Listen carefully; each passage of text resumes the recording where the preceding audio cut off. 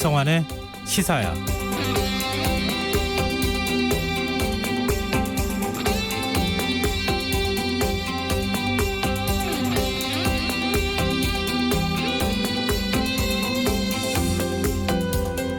민주당이 오늘 긴급회의를 열고 부동산 투기와 허위 재산 신고 의혹을 받는 김홍걸 의원을 제명했습니다.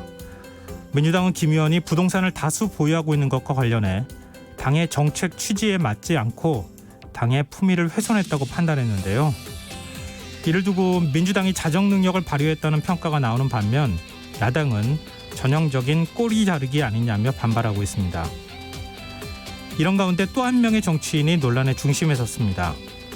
국민의힘 박덕흠 의원이 자신과 가족이 대주주로 있는 건설사에 1,000억 원 규모의 공사를 수주했다는 의혹이 불거졌는데요. 그 시기가 박 의원이 국회 국토교통위원으로 활동하던 때와 겹치는 것으로 알려지면서 이해충돌 논란이 불거진 겁니다. 국회의원직은 특권이 아닙니다. 국민의 뜻을 대변하기 위한 자리일 뿐인데요. 그들이 누구를 대표하고 있는지 스스로 돌아봐야 할 겁니다. 여야가 도덕성 공방으로 연일 시간을 보내고 있는데요. 이번 국회가 공직자윤리법과 이해충돌 방지법 개정을 위해 얼마나 노력을 할지 국민들이 지켜보고 있다는 사실도 기억해야 할 겁니다. 시사평론가 김성환입니다. 무소속 탈당파로 꼽히던 권성동 의원이 국민의힘에 복당한 것을 두고 여러 해석이 나오고 있는데요. 잠시 후 뉴스의 외전에서 권 의원의 복당이 갖는 의미, 야권의 인물난에 대해 자세히 살펴보겠습니다. 더 깊이 있게 들여다보는 인터뷰 시간에는 감염병 전문가와 전화 연결해 사회적 거리두기 완화 문제와 추석 방역 대책에 대해 이야기 나눠보겠습니다. 김성환의 시사에는 청취자 여러분의 참여를 기다립니다. 방송 내용과 관련해 의견이 있으신 분들은 문자 보내주십시오. 당첨된 분들께는 모바일 상품권 보내드릴 텐데요. 참여하실 번호는 샵9730이고요. 짧은 문자는 50원, 긴 문자는 100원의 이용료가 부과됩니다. 콩 게시판을 통해서도 무료로 참여하실 수 있고요. KBS 라디오 유튜브 채널을 통해서도 실시간으로 시청 참여하실 수 있습니다. KBS 라디오 김성환의 시사야. 그럼 지금 시작하겠습니다.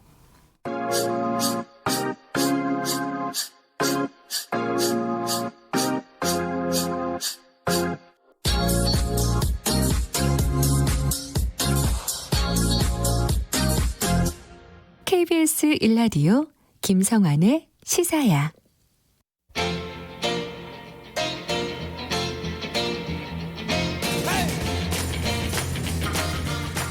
지난 한 주 동안 있었던 뉴스 가운데 우리가 조금 더 깊이 들여다봐야 할 이슈를 짚어보는 시간입니다.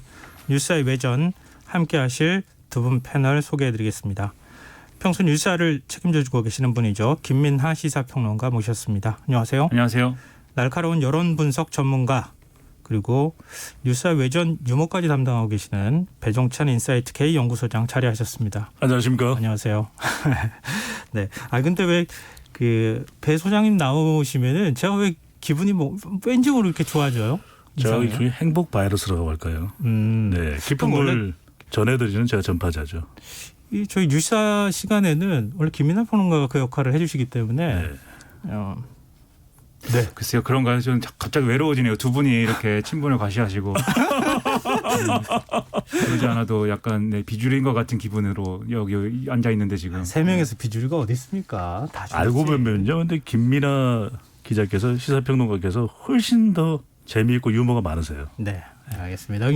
오늘 유머 대결도 같이 해주시면서 좀 자유롭게 얘기해 주셨으면 좋겠는데요. 또 오늘 오후에 민주당 쪽에서 이걸 깜짝 뉴스라고 해야 되나요?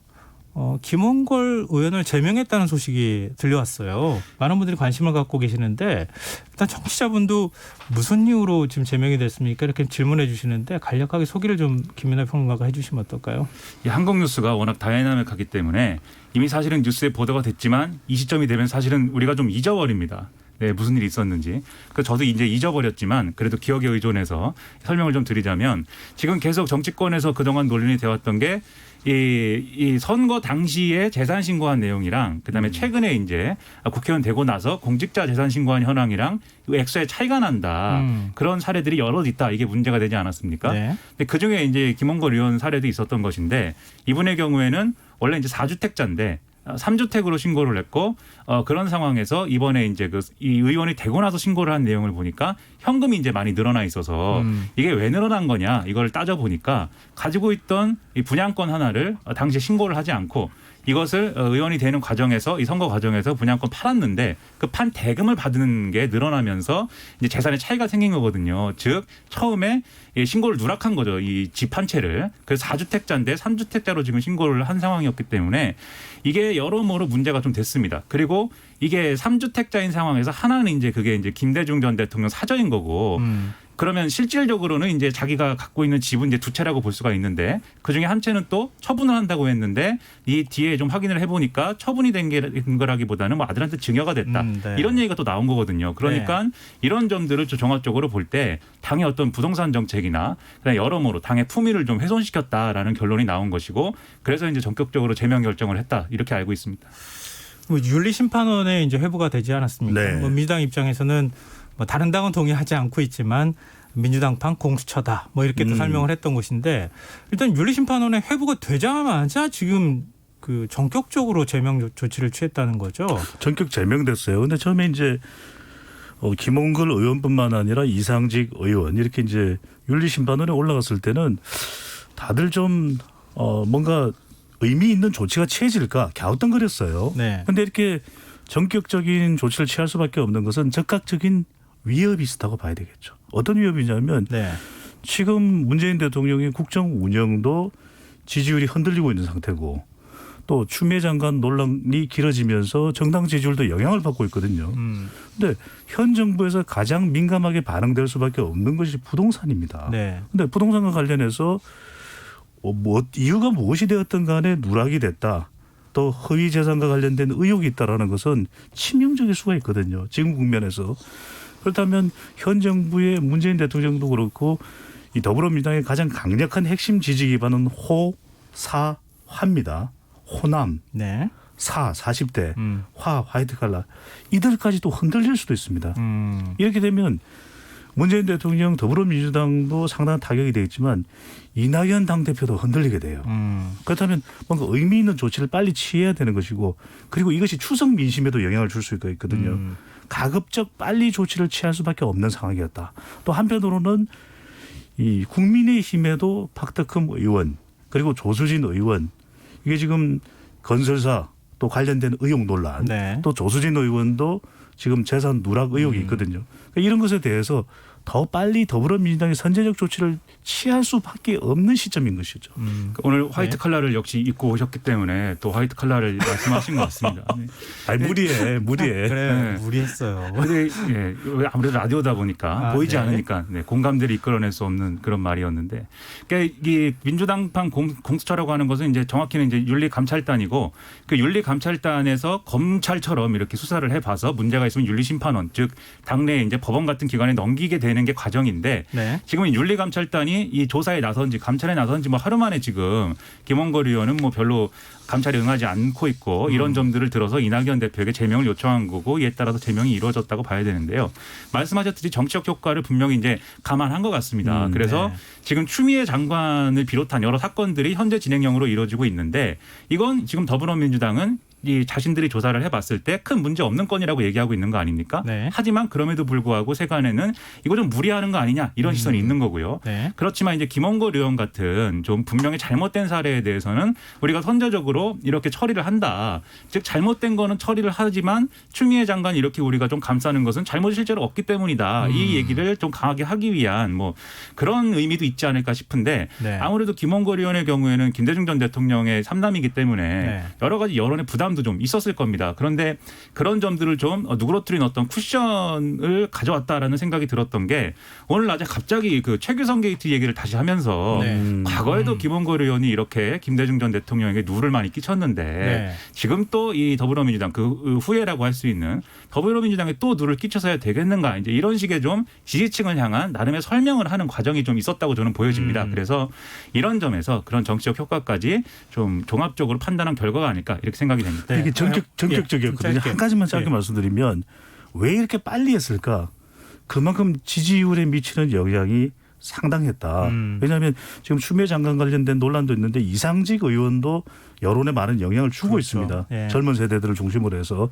그렇다면 이걸 조금 더 방치했다가는 상당히 추석 민심까지 영향을 줄 수가 있거든요. 그런데 우리가 생각할 때는 김대중 대통령의 삼남이라는 것은 호남에서의 정치적 유산을 그래도 김대중 대통령의 아들인데 우리가 이렇게까지 할 이유가 있을까? 근데 그 상황보다도 더 과거에 김대중 대통령 아버지 대통령 때 시기에 스캔들까지 소환이 될 정도로 악화가 심각하게 흘러가고 있었다는 것을 방증하는 것이죠. 이번 이제 지금 타이밍을 우리가 얘기하지 않았습니까? 네. 추석 밥상머리 민심 그리고 추미애 장관 아들과 관련되는 문제 이런 것들로 민주당한테 지금 여론이 그렇게 호의적이지 않다라고 판단이 될 만한 시점에서 이렇게 전격적인 조치를 취한 게 여론에 과연 어느 정도 영향을 미치는지 한번 좀 지켜보도록 하고요. 좀 얘기가 처음에 좀 길어졌습니다만 원래 오늘 본래 논의하려고 했던 내용으로 좀 갔으면 좋겠습니다. 무소속 권성동 의원이 어제 국민의힘에 복당했습니다. 요즘 전격 깜짝 이런 게 또 이 정치권에 뭔가 이렇게 새롭게 변화하는 모습을 보여주는 데 있어서 이런 조치들이 나오는 것 같은데요. 사실은 복당 얘기가 거의 없다가 물론 이제 권성동 의원이 먼저 이제 복당 신청을 했다고는 하지만 전격적으로 진짜 복당이 이루어졌거든요. 탈당 무소속 4인방이 있다고 하는데 왜 권성동 의원만 먼저 복당을 허가했는가? 어떤 배경이 있다고 보시는지요? 깜짝 복당은 아니에요. 저는 이게 검토 복당이다. 검토 복당이다. 네, 그렇게 되는 이유는 지금 무소속인 상태에 있는 종전에 이 미래통합당 그 이전에 이제 자유한국당 소속 그 이전에는 이제 또 새누리당이겠죠. 네. 의원들은 왜 그러면 현재 무소속이냐 공천을 회피하거나 불복을 했던 거죠. 네네. 그러니까 이제 받아들이지 않고 있는 것인데 지금 권성동 의원은 받아진 겁니다. 그 이유는 보면 이유가 있죠. 왜? 일단 지금 가장 중요한 것은 복당이 되더라도 김종인 비대위원장 리더십과 또 마찰이 없는 경우 권성동 의원은 지금 마찰을 할 이유가 없죠. 네네. 또 하나 이제 지역 거점과 경쟁력과 전투력이 있느냐. 권성동 의원은 또 사선 중진 의원인데다가 복당이 되고 나면은 여당과 상당히 이 경쟁력을 여당과의 경쟁에서 또 경쟁력을 발휘할 수 있는 인물이에요. 네, 뭐 전투력도 높고 그렇죠. 지역으로 보면 또 강원도입니다. 그런데 지난 4월 15일 총선에서 이 보수 성향이 강했던 기존의 강원도의 표심이 상당히 또 달라졌어요. 근데 그렇다면 적어도 권성동 의원만큼은 충분히 복당을 할 수 있다라는 것이 검토된 거죠. 자, 근데 한마디만 더 드리면 그러면 나머지 홍준표 의원 그리고 윤상현 의원 그리고 김태호 의원. 근데 지금 보면은 권성동 의원을 포함해서 자, 모든 이 복당하지 못하고 있었던 종전의 의원들이 기존의 의원들이 무소속 의원들이 다 뭔가 이 논란들이 있었던 인물들이에요. 네. 그런데 이제 홍준표 의원과 김태호 의원은 사실상 대선 잠룡이죠. 그다음에 이제 윤상현 의원은 박근혜 전 대통령의 정치적 유산과 연결고리가 있습니다. 그렇다면 이들은 지금 만약에 복당을 한다 그러면은 상당히 당의 새로운 변신에도 영향을 줄 수가 있거든요. 더군다나 이제 대선 후보급 인물도 있기 때문에 이 김종인 비대위원장의 리더십과도 마찰이 있을 수가 있고 그렇다면 적어도 그 선택은 못하겠다.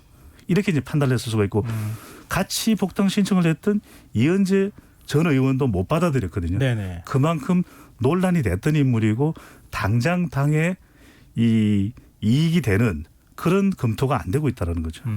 예. 그러니까 뭐 저도 비슷한 생각인데요. 권성동 의원의 경우에는 사실 이 4명의 지금 복당 대상 인물들 중에 가장 복당을 시켜주기가 용이한 인물입니다. 왜냐하면 나머지 분들은 지금 말씀하셨듯이 김태호 의원, 홍준표 의원은 이제 이렇게 된 이유가 공천을 못 받은 이유가 대선 잠룡쯤 되는 분들은 험지 출마를 하라고 했는데 그것을 거부하면서 이렇게 된 것인데 네. 권성동 의원의 경우에는 이 당시에 이제 공천을 못 받았던 이유가 당시 이제 박근혜 전 대통령 탄핵할 때 탄핵소추위원장 맡아서 국회 탄핵소추위원장 네네. 맡아서 뭐 그런 것들을 했기 때문에 지지층의 어떤 동요 이런 것들이 있었기 때문에 이제 그 공천이 안 되는 상황들이 있었던 거거든요. 그래서 네네. 그 점을 고려할 때 권성동 의원을 받아들이는 것이 지금의 어떤 뭐 국민의힘이 추진하고자 하는 어떤 여러 가지 개혁이라든지 이런 것과 상충하지 않을 것이다라는 이런 좀 판단이 있었을 것 같고요.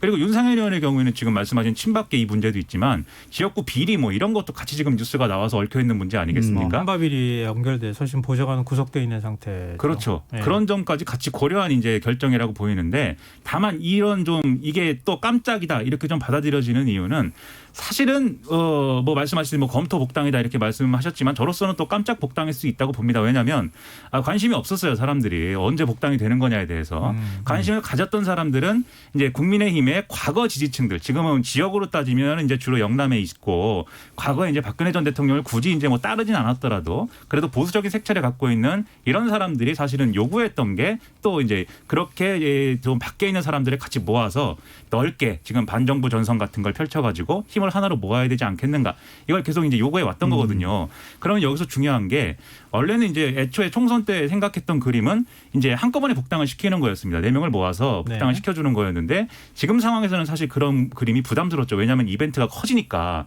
그렇지만 그렇다고 하더라도 계속 이런 여론을 무시하고 복당을 안 시켜줄 수는 없으니까 그래서 두 가지 신호를 보낸 거죠. 첫 번째, 복당을 안 시켜주는 건 아니다. 시켜준다 분명히. 두 번째, 그렇다고 해서 다 시켜주는 건 아니다. 선별 복당을 시켜주는 것이다. 이 두 가지 신호를 지금 보여준 것이기 때문에 이런 지지층의 요구와 그리고 변화를 더 해야 된다라는 다른 이제 좀 지지층의 요구를 같이 이제 좀 봉합한 이런 결정이 아닌가 이런 좀 생각이 듭니다. 김연아 평론가 지금 이제 언제든 복당은 시켜주겠다. 뭐 이런 메시지를 던졌다 이렇게 얘기를 하는데요. 홍준표 전 대표 같은 경우에는 요즘 사마이를 보는 재미에 푹 빠져 있다. 그 중국 드라마인 모양입니다. 네. 아니 뭐 그 사마이 책도 많이 나와 있잖아요. 책 근데 지금 드라마인가요? 홍준표 대표가 얘기한 것은 저 의원이 얘기한 것은 이 중국 드라마 사마이를 집에 가서 본다는 얘기거든요. 아 그래요? 의원실에서는 지리산이라는 이 책을 읽고 있고 집에 가서는 사마이라는 드라마를 본다고 얘기하고 있습니다. 지금 사마이 보실 때가 아닌 것 같은데. 아니 그분은 사마이를 보는 이유가 있어요. 그러니까 조조와의 경쟁 구도였거든요. 그런데 이 조조와 사마이의 관계를 우리가 해석하는 것도 중요한데 우리 청취자분들께서 또 이제 유튜브 시청자분들께서 보실 때는 사마이도 장기전이었어요. 그러니까 지금 복당을 비롯해서 본인의 이 정치 행로가 상당히 길어질 수 있겠다. 왜? 김종인 비대위원장하고는 같이 가기 힘들죠. 왜? 직전 대선 후보예요. 그러면 직전 대선 후보가 들어오는 순간 정치 세력화가 이루어집니다. 네. 영남의 기반을 두고 있기 때문에 이렇게 될 경우에는 김종인 리더십이 위협을 받을 수밖에 없죠. 그러니까 적어도 내년 4월까지가 이 비대위원장의 일종의 우리가 이 숨어있는 임기입니다. 네. 그때까지는 복당이 상당히 힘들 수밖에 없어요. 왜?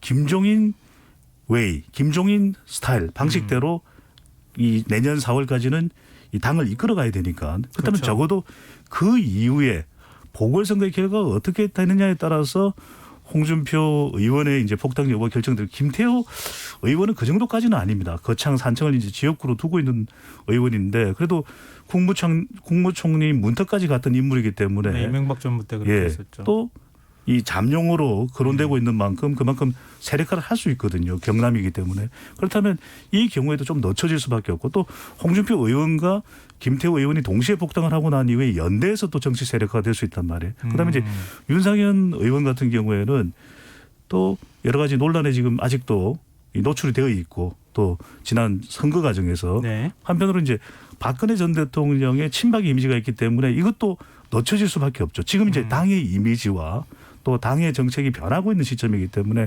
그렇다면 순서상으로 본다 그러면은 적어도 내년 4월 이전에 남아있는 세 인물이 이른바 우리가 준태 상동이라 그러잖아요.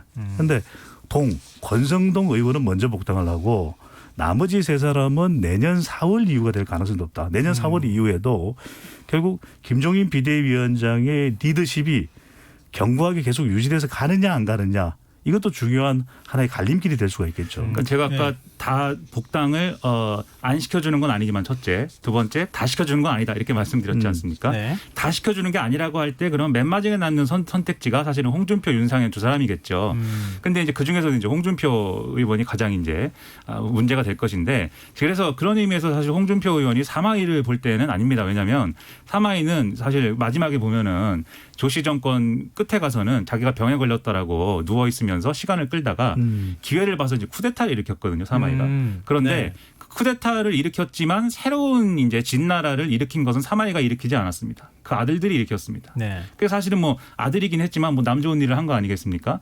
그러니까 그것은 지금 그 드라마를 볼 때가 아니라 그러면 수호지를 읽어야 되지 않는가 양산박에 이렇게 영웅들을 모아서. 근데 사실 또 수호지도 마지막에 가면 다 검거되고 진압됩니다. 그래서 그것도 슬픈 거니까 그러면 좀 다른 나라의 문학이나 영화를 보셔야 되지 않는가 이런 생각이 드는데 이거에 대책이다. 네, 그런 것까지 뭘 이렇게 권고까지 해줘요. 네, 중국 보존이 너무 좀 슬픔이 많아서 아니면 판관 포청천 같은 드라마도 저는 추천을 하는데 아무튼 이 홍준표 의원의 이런 좀 이 여러 가지 문제에 대해서는 뭐 익히 아시기 때문에 제가 뭐 말씀 안 드리지만 네. 어쨌든 지금 상황에서는 본인도 굉장히 장기전에 이제 각오하고 있는 것이고 그 장기전이라는 건 김종인 이제 위원장과의 어떤 관계나 이런 것들도 있지만 홍준표 의원이 돌아왔을 때 어쨌든 거물이고 당내에서 뭔가의 역할을 하게 되지 않겠습니까? 그래서 역할이라는 건 뭐 공직이나 당직을 맡는다기보다는 어떤 그것이 개파가 됐든 아니면 어떤 중심적인 여러 인물들의 어떤 좀 뭐랄까요 서로 간의 어떤 갈등 구조 속에 한복판에 서 있게 되든 그런 효과를 일으킬 거란 말이죠. 일례로 보도에 나오는 것을 보면은 일부 초선 의원들의 경우에는 홍준표 의원이 복당하면은 난 탈당하겠다 이렇게까지 얘기를 하고 있는 그런 상황이라는 겁니다. 그래서 이것은 앞서 말씀드린 지지층을 모으는 방식이 되는 게 아니라 홍준표 의원의 복당은 오히려 지지층을 좀 분열시킬 수 있는 그런 계기가 될 수가 있기 때문에 이건 쉽지 않다 이런 생각이 듭니다. 홍준표 전 그 대표가 홍준표 의원이 나름 그래도 보수 진영에서 특히 국민의힘까지 포함하는 진영에서는 대권 주자로 꼽히는 인물 아니겠습니까? 그럼요. 근데 자연스럽게 이제 국민의힘의 인물난 문제로 연결될 수밖에 없는 것 네. 같아요. 이 장제원 의원은 무소속 의원을 조속히 복당시켜야 한다는 이유로 유력 대권 주자가 지금 없다. 대권 주자를 좀 우리도 띄워야 된다 이런 얘기를 했어요. 이 지금 여론조사 동향은 지금 뭐 여권하고 포함해서 유력 대권 주자들이 어느 정도씩 지금 지지율을 보이고 있는지 좀 소개를 해주시면 어떨까요? 차기 대권 후보 이제 지지도 지형도 상당히 영향을 줄 수가 있습니다. 한국갤럽이 자체 조사로 지난 8일부터 10일까지 실시한 조사이고요. 전국 1,200명 휴대전화 RDD 조사였고요. 표본오차 95% 신뢰 수준 플러스 마이너스 3.1%포인트 응답률 15% 자세한 사항은 중앙선거론조사 심의위원회 홈페이지에서 확인 가능합니다. 차기 정치 지도자 대권 후보로 누구를 선호하는지 물어보았습니다. 더불어민주당의 더불어민주당 후보가 되겠죠. 이재명 경기지사 경기지사가 22%로 나타났고요. 네. 이낙연 대표가 21% 양강구도가 만들어져 있죠. 윤석열 검찰총장이 3%, 홍준표 무소속 의원이 3%, 안철수 국민의당 대표가 3% 순으로 나타났습니다. 그러니까 지금 차기 대선 후보 지지도 결과를 보면 아직까지 누가 단독으로 독주하고 있는 건 아니에요. 그런데 여당의 후보들이 치열한 경쟁을 펼치고 있는 것이 뚜렷해 보이죠. 이재명 지사 또 이낙연 대표. 그런데 그다음으로는 윤석열 검찰총장은 그러면 여당이에요, 야당이에요? 근데 원래 여론조사 내 이름 넣지 말아달라고 지난번에도 얘기하지 않았어요? 근데 이게 의무는 아니고 아니, 물론 또 이게 그렇지만. 뭐 반드시 지켜야 되는 건 아니니까. 근데 3% 지지율입니다. 근데 홍준표 의원도 3%예요. 이 직전 대선 후보였고 2017년 5월 9일 대선에서 24% 약 24%의 득표를 냈던 것이 홍준표 의원인데 여기서 이제 어떤 설명이 가능해지냐면 김종인 위원장의 영향력에 이 비슷하거나 네. 비근하거나 아니면은 또 뛰어넘는 정도의 본인의 차기 대선 후보 경쟁 지지율이 있다면 오히려 당의 영향력을 홍준표 의원 중심으로 잡았을 수도 있겠죠. 그런데 지금 야당의 고민은 이런 겁니다. 지금 여당은 치열하게 경쟁하고 있는데 야당 후보들 중에서는 5% 심지어는 뭐 10% 넘는 후보가 없어요. 그런데 이렇게 되면은 어떤 보수 유권자들이 인식을 할 수 있냐면 과연 기존의 인물 가지고 가능하겠느냐. 정권 확보가. 네. 이렇게 생각을 하다 보면 지금 이미 노출돼서 한 번이라도 자기 대선 후보로 거론되면서 검증을 받고 있었던 인물에 대해서는 아니다라고 판단을 할 수가 있는 것이거든요. 네. 그런 만큼 지금 얼마만큼 이제 야권 후보 중에서 누군가 경쟁력을 충분히 확보하느냐 못하느냐 이게 앞으로 국민의힘에 복당이 되느냐에도 영향을 줄 수가 있고요. 또 내년 4월 서울시장, 부산시장 보궐 후에 누가 또 유력한 대선 후보로 발돋움하느냐 이 부분에도 영향을 줄 수밖에 없는 거죠.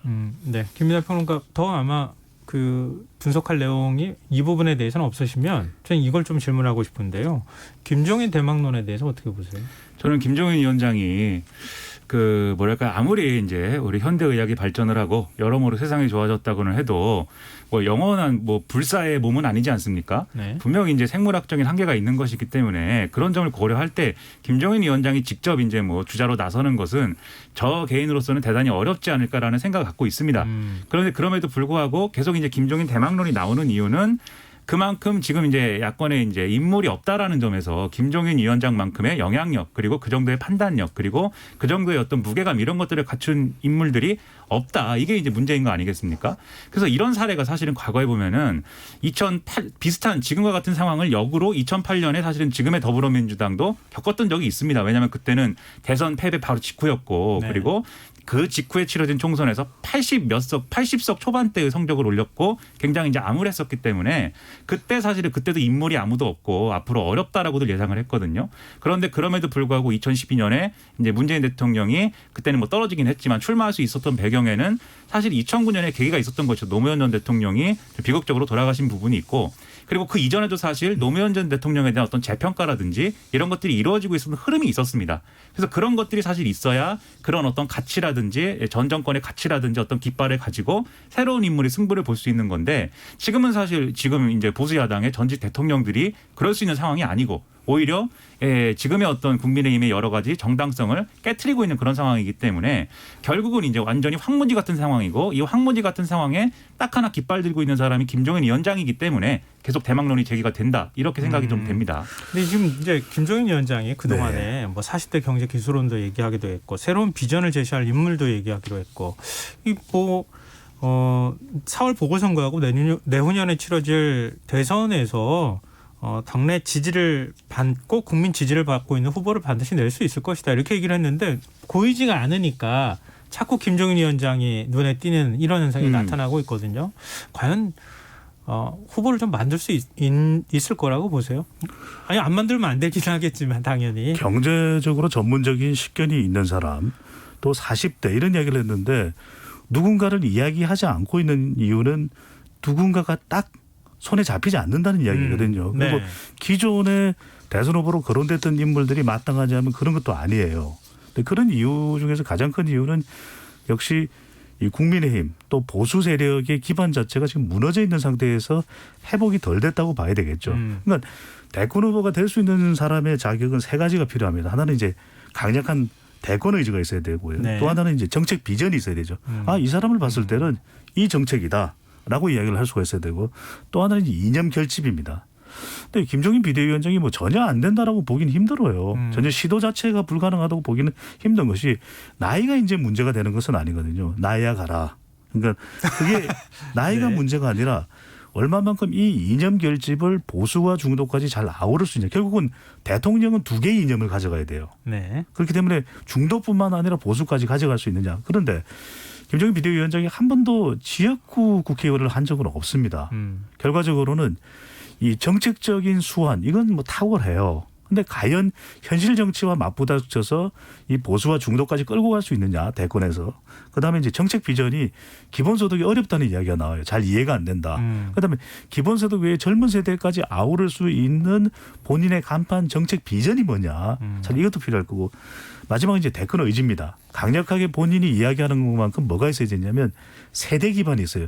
야 적어도 60대 이상은 압도적이더라. 한 60대 이상은 70%는 김종인을 지지해. 그다음에 지역적으로 보면 적어도 영남에서는 70% 이상이 김종인을 지지해. 이게 있어야 되거든요. 또 네. 이념 기반도 적어도 보수층이나 중도층 일부까지 포함해서 압도적이어야 되는데 그걸 과연 끌어낼 수 있느냐는 역시 대중성이거든요. 우리도 보면 이거 스쳐 지나갔던 잠룡들은 많습니다. 왜 그들은 대통령이 되지 못했을까? 대중성이거든요. 이거를 이끌어낼 때 대선 후보가 된다는데 지금 보수 쪽에 그렇게 딱 떠오르는 인물이 없는 이유는 지금 보수 기반이 무너지고 난 이후에 이낙연 또는 이재명 이 사람들과 경쟁할 수 있는 보수 결집력, 응집력을 가지고 있는 사람 자체가 눈에 띄지 않는다는 거죠. 그래서 그 정치공학적으로 말씀드리면, 근데 역시 뭐 나이에 대해서는 저 같은 이제 젊은이와 약간 그래도 중년의 이제 원숙함이 있는 배 소장님 같은 경우는 이제 견해차가 있을 수가 있습니다. 오늘 아니, 유머는 토론을 하자 그러는데 슬쩍 이렇게 밀어내는 오늘 유머는 배 소장이 진 걸로 할게요. 저는 젊은 피기 때문에. 근데 이 정치공학적으로 얘기를 하면 그렇기 때문에 사실 방금 말씀하신 이념적인 어떤 결집도나 그다음에 정책 비전이나 이런 거는 어느 정도는 이제 김종인 위원장이 가지고 있는 측면도 있는데 네. 그런데 여기서 중요한 것은 방금 말씀하신 대로 이제 예를 들면 이제 그 60대 이상의 어떤 지지 또는 뭐 특정 지역에 대한 지지 이것만 갖고 승부를 볼 수는 없는 거 아니겠습니까? 그래서 이게 시너지를 내려면 김종인의 뭔가 아바타 역할을 할 수 있는 실체를 갖고 있는 정치인이 있어야 되는 거죠. 그 정치인이 대선 캠페인을 주도할 수 있어야 베스트 시나리오가 만들어질 수 있는 건데 그러면 남은 기간 동안에 다음 재보궐선거가 완전히 터닝 포인트가 돼서 남은 기간 동안에 김종인 위원장이 자기의 어떤 아바타 역할을 해줄 수 있는 그 정도의 어떤 존재감을 갖고 있는 대중성을 갖춘 그런 정치인을 키워낼 수 있느냐가 관건이 될 건데 지금이 벌써 9월인데 지금 그것에 성공했느냐 저는 이거 지금까지의 과정으로 보면 쉽지 않다라는 생각입니다. 아니 그러니까 키우지 못하면 이미 다 커 있는 정치인도 있잖아요. 그렇죠. 예를 들면 안철수 국민의당 안철수 대표도 있고 지금은 아무도 얘기하지 않는 이름이지만 사실 지난 대선에 나섰던 유승민 전 의원 같은 사람도 있고 네. 이런 여러 가지 카드가 있습니다만 그래서 그런 사람들이라도 데려와서 대선 준비를 하자는 게 사실은 또 지금 국민의힘 일각의 주장이죠. 예를 들면 장제원 의원이라든지 이런 분들이 그 주장을 하는 건데 그런데 여기서 중요한 거는 제가 말씀드렸다시피 김종인 위원장 입장에서는 자신의 아바타를 키워서 승부를 하는 게 가장 이제 승부를 보기 쉬운 것이고 그것이 위력적일 것이다라고 생각을 하기 때문에 지금 말씀드린 그런 안철수 카드라든지 뭐 다른 카드가 외부에서 이제 들어왔을 경우에 김종인 위원장이 통제할 수 있는 카드들이 아니지 않습니까? 본인의 어떤 로드맵을 가지고 움직이는 사람들이지. 그렇기 때문에 김종인 위원장 입장에서는 그분들이 이제 적극적으로 뭐 영입을 한다거나 판을 만들어가고 싶은 뭐 그런 마음은 그런 의지는 가지기가 어려운 것이죠. 다만 워낙 이제 지금 공간이 비어 있기 때문에 전략적으로 이렇게 좀 모양새를 갖춰주는 정도로는 하겠지만 정말 어떤 강한 의지를 가지고 밀어주기는 지금 쉽지 않다라는 그런 생각입니다. 김종인 비대위원장의 가장 큰 고민은 그걸 거예요. 그러니까 본인이 이제 본인과 철학적인 공감대를 가지고 있는 아바타를 이제 키우는 것도 방법이겠지만 사실은 그것보다도 대선이 우리가 많이 남은 것 같지만 한 1년 6개월 정도 있으면 사실 대선 치르게 되는 것이거든요. 그렇다면 중요한 것은 킹메이커로서의 김종인 비대위원장이 충분한 역할을 할 수 있느냐라는 것이 중요한 건데 지금 홍준표 의원도 있죠. 또 원희룡 지사도 있죠. 또 유승민 전 의원도 있죠. 또 안철수 국민의당 대표 있죠. 대체적으로 이제 야권 보수 쪽에서 거론되는 대선 후보인데 이미 사실상 대선에 출마를 한 적도 있고 누군가는 또 대선 후보로서 충분히 또 검증을 여러 차례 받은 적도 있는데 20% 30%의 지지율이 현재로는 안 나오거든요. 그럼 네. 앞으로도 안 나올 것이냐? 나올 수는 있죠. 그런데 지지율이 상승하기 위해서는 재평가가 이루어져야 됩니다. 기존에 우리가 보던 인물이 아니라 이 사람이 가지고 있는 경쟁력이 상당하구나. 우리가 몰랐던 부분이 사실 그 가치를 보여주지 못하면은 김종인 비대위원장으로서도 킹메이커 역할이 상당히 요원해질 수밖에 없는 것이고 그렇다면 우리는 이렇게 볼 수가 있는 거죠. 뭐 심지어는 이제 김동연 현 정부의 이 초대 경제부총리가 거론되고 있기도 한데 물론 시도는 해볼 수 있습니다. 그런데 아까 말씀드렸던 대로 김동연 부총리가 과연 대권 의지를 강력하게 가지고 있는지 또 이념적으로 결집될 수가 있는지 또는 정책 비전이 뭔지 간판 정책이 이건 또 숙제죠. 네. 그래서 이제 어떤 이야기를 들을 수 있냐면 적어도 이 정도 준비된 인물이 누군가가 유권자로부터 완전히 새로운 선택이라고 판단받을 수 있는 인물이 나온다면 그 사람의 파급 효과는 나름대로 있겠죠.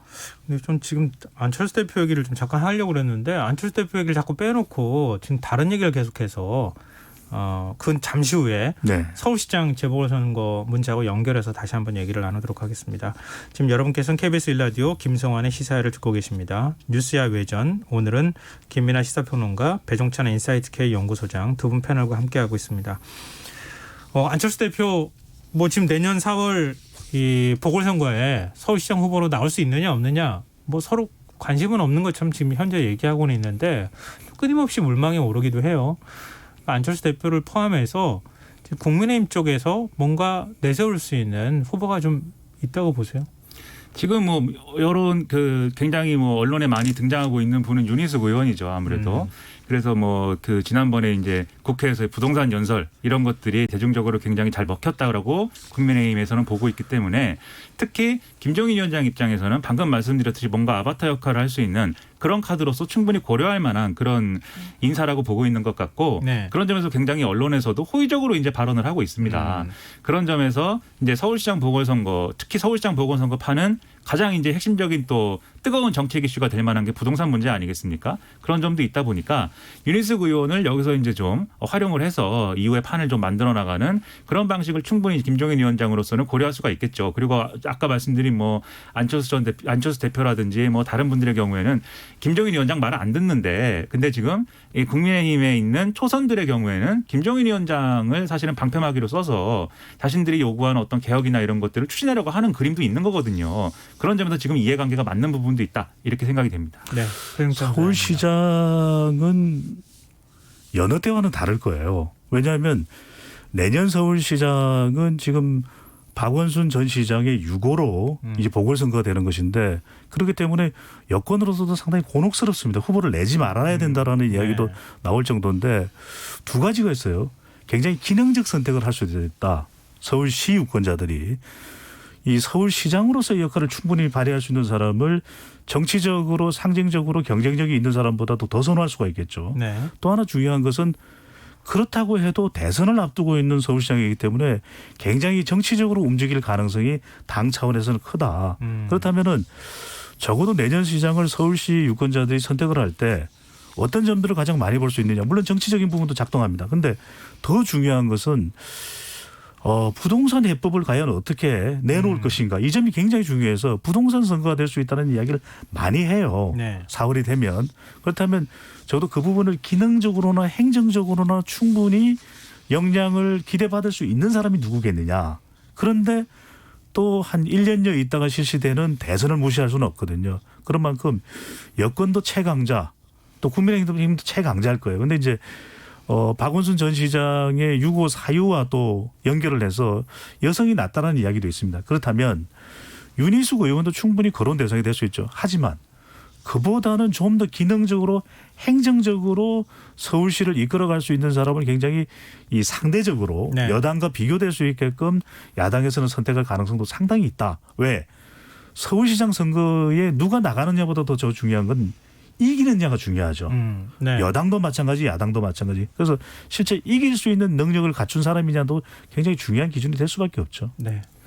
그런 점에서 이제 뭐 안철수 전 대표라든지 뭐 다른 여러 가지 인물들이 거론되는 것으로 뭐 알고 있는데 사실 아까 안철수 전 대표를 뭐 얘기를 빼놓고 했다고 하셔가지고 굳이 말씀을 드리면 이게 이제 지금 결국은 이제 경선을 치러야 되는 문제이지 않습니까? 국민의힘에서 어쨌든 서울시장 후보가 되려면. 근데 예를 들면 안철수 대표의 경우에는 그 전에 거쳐야 될 과정이라는 게 있는 것이잖아요. 뭐 입당을 해야 되는 것일 수도 있고 합당을 해야 되는 거죠. 예, 양당 통합을 네. 해야 되는 것일 수도 있고. 근데 어떤 경우든 간에 지금의 룰로 경선을 치렀을 때는 뭔가 불리하다라는 생각을 가질 수가 있거든요. 특히 이제 국민의힘에서 원래 과거부터 이제 좀 영향을 가져왔던 당원들이 과연 이렇게 좀 중도화되어 있는 후보들을 선택할 것이냐 이런 고민들을 각자 가질 수가 있는 것인데 그래서 본선에서의 경쟁력과는 별개로 예선에서의 이 경선 문제 때문에 오히려 이 가지고 있는 각자가 가지고 있는 캐릭터 이 후보들의 캐릭터가 사실은 좀 오염되거나 멀어질 수도 있다 이런 생각이 좀 드는 상황이고요. 그렇기 때문에 경선 방식을 바꾸는 거에 대해서 예를 들면 지난번에 아이디어처럼 얘기한 게 뭐 미스터 트롯 방식을 취하자 이런 얘기도 나온 거 아니겠습니까? 그런 점이 좀 전제가 돼야 좀 좋은 그림으로 갈 수 있을 것 같다라는 생각입니다. 네. 국민의힘에서 맞춰야 될 짧게만 말씀드리면 안철수 대표를 선택하기 참 쉽지 않을 거예요. 왜냐하면 기능적으로 이번에 선택할 수밖에 없어요. 이미 2018년에 지방선거에서 한번 검증을 받았죠. 또 하나는 이 1년여 뒤에 대선을 생각한다면 국민의힘에서는 안철수 대표가 서울시장시 최선일까 이런 의문은 반면뜻이 있을 수밖에 없긴 2011년 보궐선거할 때 박원순 후보의 상징성이 오히려 더 효과적이었던 것이거든요. 그런 만큼 선택받기는 쉽지는 않아 보입니다. 또 뭐 다른 우리가 생각하지 못했던 새로운 후보가 부상될 수도 있을 것 같고요. 지금 최근에 여론조사 결과 추이를 보면 약간 국민의힘 쪽이 좀 박스권의 지지율이 갇혀 있는 듯한 느낌도 드는데 앞으로 또 어떤 지지율을 보일지 이것에 따라서 선거 지형도 달라질 여지가 있기 때문에 좀 지켜보도록 하는 게 좋겠습니다. 그리고 저희 청취자 배대삼님께서 유튜브로 지금 보고 계시는데요. 배종찬 소장님, 김이나 평론가님 두 분의 설명 귀에 쏙쏙 들어옵니다. 잘 듣고 있습니다. 이렇게 의견 주셨습니다. 감사합니다. 오늘 배시성이시네요. 네. 아주 그만해요. 오늘 뭐 유머에서는 김이나 평론가가 승한 걸로 이긴 걸로 네. 그렇게 하도록 하겠습니다. 토론에서는 뭐 배종찬 소장님이 이긴 걸로 하죠. 뭐. 감사합니다. 네, 오늘 뉴스사회전 여기까지 해야겠습니다. 지금까지 김민하 시사평론가, 배종찬 인사이트 K 연구소장 두 분과 함께했습니다. 오늘 좋은 말씀 고맙습니다. 고맙습니다. 감사합니다.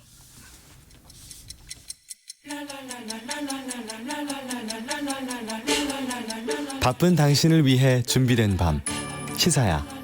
시사평론가 김성환과 함께합니다.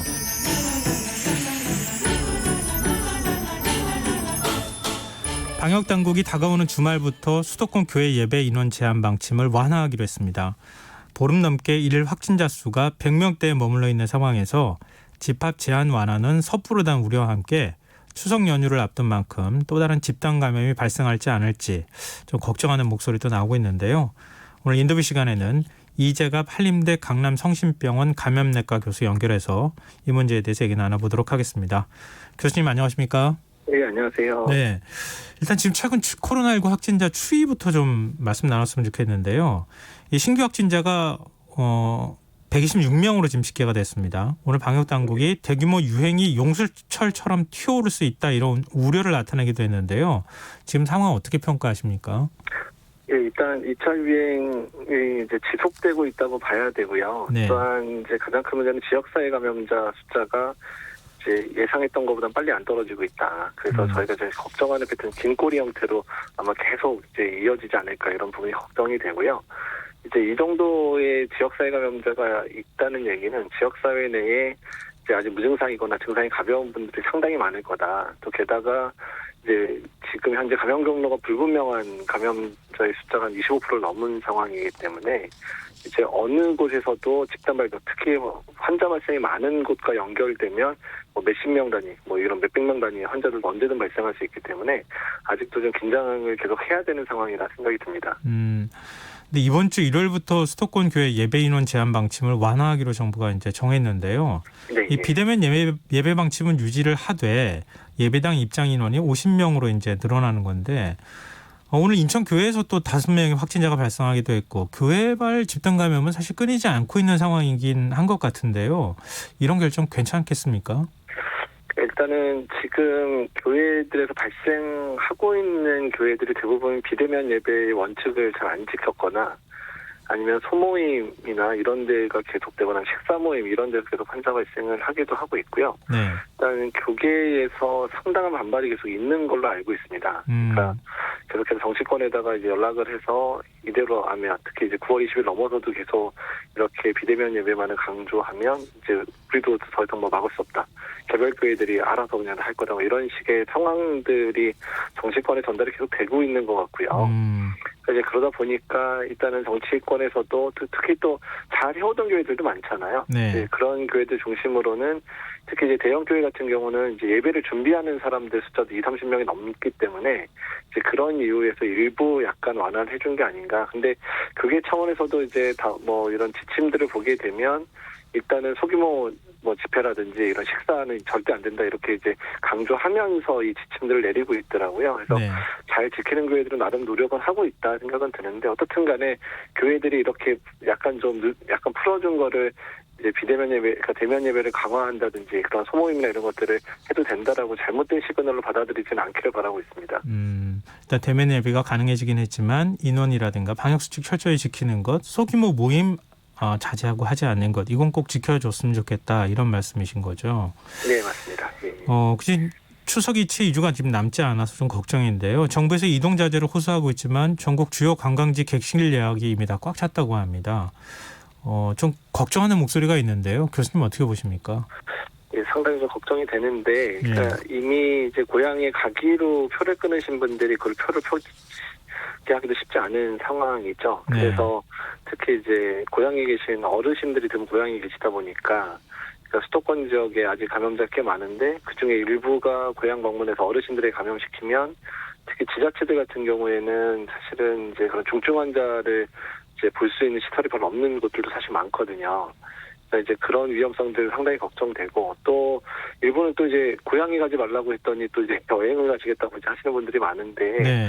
예전에 휴가철에도 뭐 보셨고 예전에 4월에 연휴 기간에도 보셨지만 여행객이 간 지역에서의 그런 확진자 발생을 해서 그 관광지에 있는 분들이 상당히 피해를 많이 보셨던 적들이 또 있었거든요. 그래서 이런 부분 고려할 때는 전반적으로 여행 자제 해주셔야 되고 만약에 정말 여행을 가실 거라면 정말 준비된 여행을 통해서 어떤 감염이나 이런 것들 최소화할 수 있는 방법들을 따져야 될 것 같습니다. 예.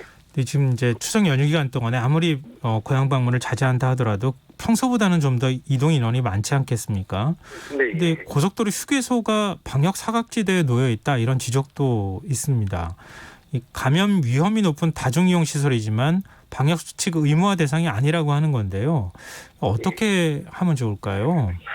그러니까 일단 아마도 그 연휴 기간에 이제 고향 방문하셨던 분들은 이제 휴게소 상황이 어느 정도이신지 아마 기억하실 겁니다. 뭐 화장실에 들어가게 되면 줄을 뭐 100m, 200m 쓰는 네. 상황들이 이제 벌어지는 상황이니까요. 그래서 근데 이제 이번에 지금 일단은 방역 당국 쪽에서 나오는 얘기는 일단은 그 휴게소에서의 식당 내 취식은 아예 금지가 되는 거로 얘기가 나오고 있고요. 네. 일단은 이제 다 이제 그 테이크아웃만 가능하도록 지금 하겠다 얘기를 하고 있는데 사실 화장실이나 이런 데도 붐비기 시작하면 너무 이제 접촉이 많아질 수 있기 때문에요. 어쨌든 이제 휴게소의 이제 분산과 관련된 부분들도 신경을 많이 써야 될 것 같고요. 일단은 이제 휴게소를 이용하는 분들 숫자를 줄이려면 일단은 지방으로 가는 분들 자체가 줄어야 되거든요. 네. 그래서 여행 자제나 이런 부분들 또한 이제 고향 방문 자제나 그런 부분들을 강력하게 그런 캠페인을 하던지 해서 좀 강력하게 메시지 전달이 필요하지 않을까 생각이 듭니다. 지금 정은경 질병관리청장은 특별 방역 정책을 발표할 것이다 조만간 이렇게 얘기를 하고 있는데요. 추석 연휴 기간 동안에 어떤 방역 대책이 여기 안에 이제 포함이 돼야 된다고 보십니까? 일단 이제 사실은 저는 더 중요하게 보는 게 추석 때도 중요하긴 하는데요. 추석 전에 한 열흘인 상황, 지금부터 추석 때까지 기간이 정말 중요하거든요. 그러니까 전반적 확진자 숫자를 줄이도록 노력을 해야 추석 때 확산되는 것을 최소화시킬 수 있기 때문에 그런 부분들 강조를 해야 되고요. 그다음에 추석 연휴 때 같은 경우에, 그러니까 이제 오히려 수도권이나 이런 지역에서는 이제 그런 웬만한 그런 식당들이나 이런 게 문을 닫다 보니까 사람들이 밀집할 만한 상황들이 발생하지는 않는데요. 이제 그 지방에 내려가게 되면 지방에서 뭐 이제 오랜만에 친구들 만나게 되고 뭐 이러면서 그런 데서 이제 다중 이런 시설이나 이런 이용객들이 막 늘어나는 그런 상황들이 벌어지기 때문에 이제 네. 그런 시설들 특히 지방에 있는 그런 시설들이나 이런 것들에 대해서 어쨌든 이제 영업을 최소화시킨다든지 사람이 많이 모이는 것들을 최소화한다든지 뭐 이런 부분들을 강구해야 되지 않을까 생각이 듭니다. 네, 지금 말씀하신 것처럼 추석 연휴 전이 오히려 더 중요하다 이렇게 말씀하셨는데 2.5단계 사회적 거리두기에서 지금 2단계로 낮아진 상황이잖아요. 수도권의 경우에. 이게 좀 그렇죠. 예. 적절한 조치인가 이런 의문도 한편으로 들게 되거든요. 그러니까 이제 많은 전문가들이 사실은 좀 진작에 아주 초기에 3단계 빨리 올리고 지금 이맘때쯤에 숫자를 줄여서 좀 단계로 완화시켰으면 좋겠다 이렇게 얘기를 했는데 그 부분이 사실 안 지켜졌었고 네. 그러니까 중간에 시기를 놓친 상황에서 애매하게 2.5단계라는 방법을 택했는데 2.5단계 선택적으로 피해를 본 많은 소상공인들이나 이런 분들의 반발을 엄청나게 초래를 하게 됐단 말이에요. 네. 이제 그런 부분들이 이제 정책적인 이제 타이밍 문제나 이런 정책적인 선택 문제에 있어서 좀 많이 아쉬운 상황들이고요. 예. 네, 다만 지금 상황에서 어차피 정부 차원에서 2단계를 뭐 하겠다라고 결정을 한 마당에는 2단계 내에서의 효과적인 대책들을 강구해서 강하게 이제 지켜나갈 필요들이 있거든요. 그러니까 특히 이제 환자가 많이 발생한 영역들에 대해서는 좀 강력하게 행정 조치를 한다든지 또는 아니면 이제 거꾸로 아예 인센티브나 이런 걸 줘서 확실하게 그런 장소들이나 이런 데가 변모되도록 그런 감염병 대응 능력이 향상되도록 하는 방법들도 강구를 해야 될 상황이어서요. 그러니까 그런 부분들을 뭐 시간이 좀 걸릴 수도 있겠지만 지금부터 차곡차곡 해놔야 지금의 상황이나 추석 이후 상황 또는 겨울에 맞을 수 있는 인플루엔자의 동시유행 상황 이런 것들을 대비할 수 있기 때문에 좀 서둘러서 이런 대책들을 마련하고 바로바로 공표하는 그런 작업들이 좀 부지런하게 좀 일을 하셔야 될 거라 생각이 듭니다. 근데 저희 청취자분들도 지금 질문을 주시고 계시는데요. 왜 이렇게 확진자 수가 안 내려갈까요? 지금 100명대에서 그 아래로 잘 안 떨어지고 있는 상황이잖아요. 네. 사회적 거리두기 2.5단계로 지금 강화했던 상황이 2주 정도 지속이 됐었는데 그 효과가 지금 나타나고 있는데도 이러는 겁니까? 아니면 아직 효과가 나타나지 않은 겁니까? 그 효과가 나타나서 그냥 이 정도 수준이라 보시는 게 사실 맞거든요. 그러니까 2단계의 발효 자체가 준 영향은 폭발적인 증가를 막는 수준 정도까지 영향을 끼친 것 같고요. 네. 그다음에 이제 2.5단계라고 그래서 했었던 것 자체가 그나마 효과를 봐서 지금 100명대 수준에서 조절이 되는 상황으로 볼 수밖에 없는 상황이에요. 네네. 그러니까 이제 이게 왜 이런 일이 생기냐면 그러니까 대구 경북대하고 상황이 다른 거는 서울 수도권에서 발생한 것 자체가 뭐 사랑제일교나 강화문 집회 영향도 있지만 절반 정도는 이제 지역사회 내의 여러 다중시설에서 아주 동시다발적으로 엄청나게 많은 집단 발병이 벌어졌거든요. 네네.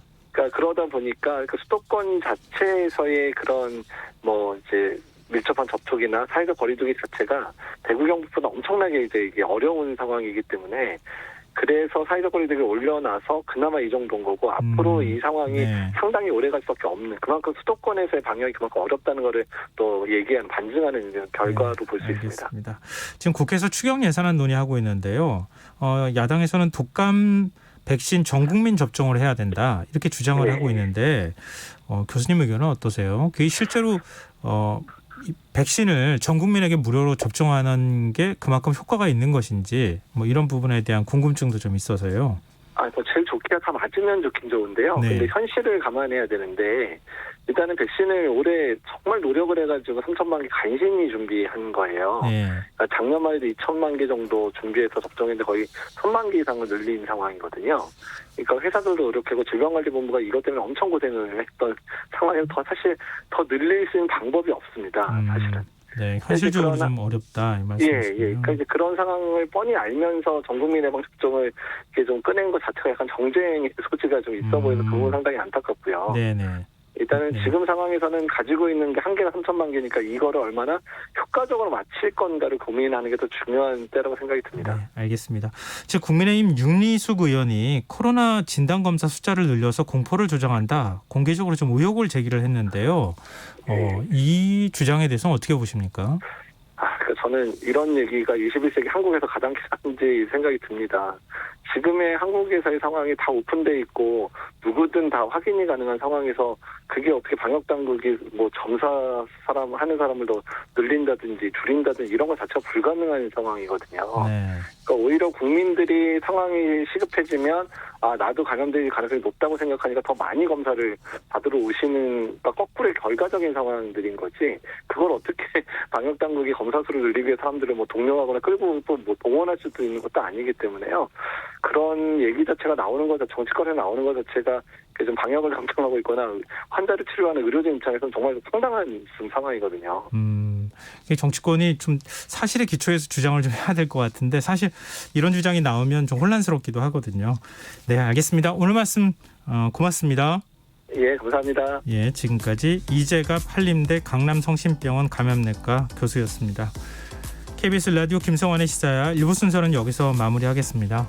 2부에서는 화제성 뉴스를 살펴보는 밤참 뉴스 불금의 교양학 순서로 찾아뵙겠습니다. 전 11시 정각 2부에 다시 오겠습니다.